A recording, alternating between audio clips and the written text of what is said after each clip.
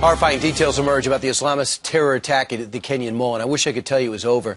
Gunmen forced hostages to answer questions about Islam, and if they answered wrong, they were executed. And that bloody jihad continues. 2 suicide bombers targeted a Pakistani church on Sunday, 78 dead. So as the president takes to the podium before the United Nations today, should he take a stand against the persecution of non-Muslims overseas? How would that go over? Fox News legal analyst Peter Johnson Jr. Good morning, here. Brian. Peter, should he?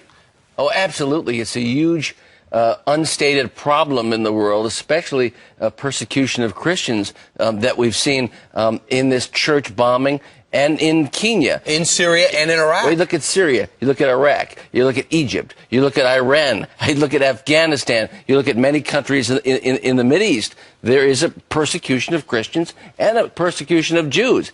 And so we need to come to terms with this particular issue. Instead of apologizing. Well, yeah, and we should also note and understand that over the 20th century, the population, the Christian population of these Mideast countries has diminished. It's merely a fraction. In 1900, it was 20 to 30% of the population. Now it's 3 to 5%. So when you have a test for life that includes naming the mother of Muhammad, and if you can't pass that test, you're stood up with a line of other adults and children and gunned down in a mall, that's a terrifying prospect. And so we ask for the United Nations, we ask for our president to say, listen, this is a religious terror-based war. Mm-hmm. There has to be a recognition of that going forward. We can't put our heads in the sand anymore when so many people in so many countries are being killed and raped, and churches are being burned, and people are having an impossible time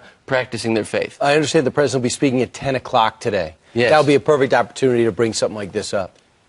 I hope so. There's a lot of important issues. This is one of them, and we need to recognize what's really happening in the world and how people are being killed because of their faith in this war. Exactly. All right, Peter, thanks so much. Good to see you. Appreciate it. All right, 19